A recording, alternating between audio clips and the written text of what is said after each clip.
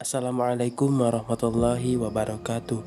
Perkenalkan, saya Fadlan Nur Ihsan dari Fakultas Keguruan dan Ilmu Pendidikan, Program Studi Pendidikan Matematika, Universitas Surya Kencana. Materi yang akan saya sampaikan sekarang yaitu motivasi belajar. Dengan harapan yang pertama dapat menjelaskan pengertian motivasi. Yang kedua, dapat menjelaskan pentingnya motivasi belajar untuk siswa. Yang ketiga, dapat menjelaskan jenis-jenis motivasi belajar siswa. Yang keempat, dapat menjelaskan sifat-sifat motivasi belajar siswa. Dan yang terakhir, dapat menyebutkan upaya meningkatkan motivasi belajar siswa. Apa itu motivasi?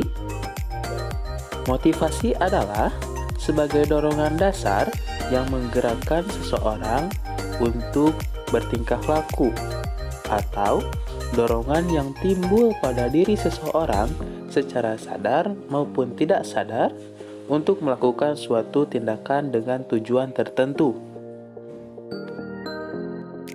Pentingnya motivasi belajar untuk siswa menurut Dimyati dan Mujiono 2009. Yang pertama, membangkitkan, meningkatkan, dan memelihara semangat siswa untuk belajar sampai berhasil.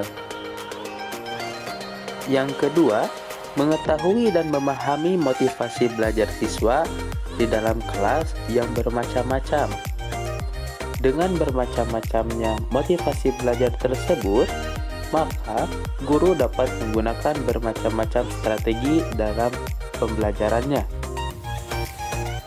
Yang ketiga, meningkatkan dan menyadarkan guru untuk memilih satu di antara bermacam-macam peran, seperti sebagai penasihat, fasilitator, teman diskusi, penyemangat, pemberi hadiah, ataupun sebagai pendidik sekalipun.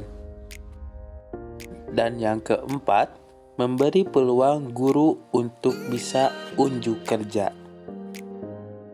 Jenis-jenis motivasi belajar itu ada dua. Yang pertama, motivasi primer. Motivasi primer adalah motivasi yang didasarkan pada motif-motif dasar. Motif dasar tersebut umumnya berasal dari segi biologis atau jasmani manusia. Manusia adalah makhluk berjasmani, sehingga perilakunya terpengaruh oleh insting dan kebutuhan jasmaninya. Yang kedua, ada motivasi sekunder. Motivasi sekunder adalah motivasi yang dipelajari.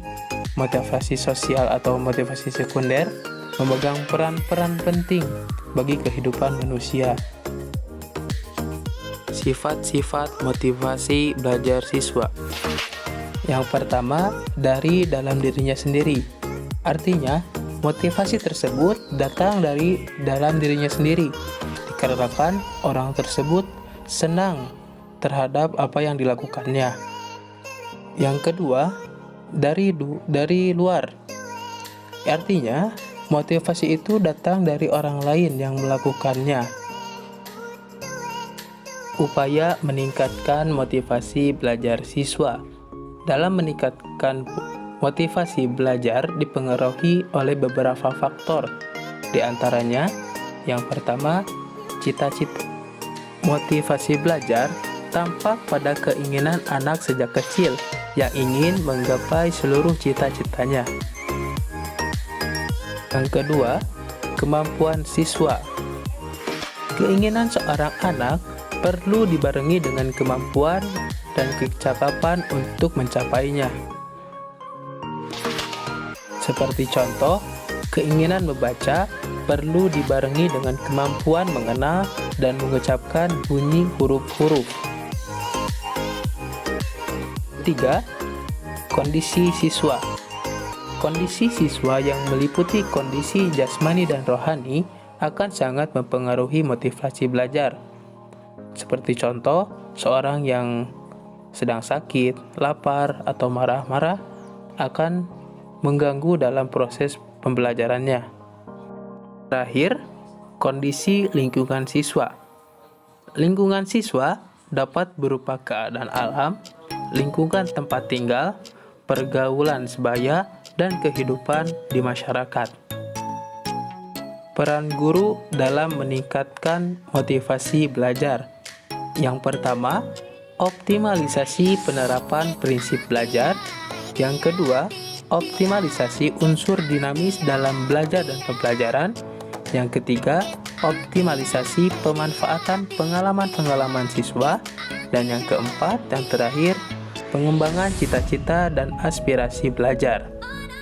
Mungkin cukup sekian materi yang dapat saya sampaikan. Semoga bermanfaat bagi kita semuanya. Terima kasih atas perhatiannya. Wassalamualaikum warahmatullahi wabarakatuh.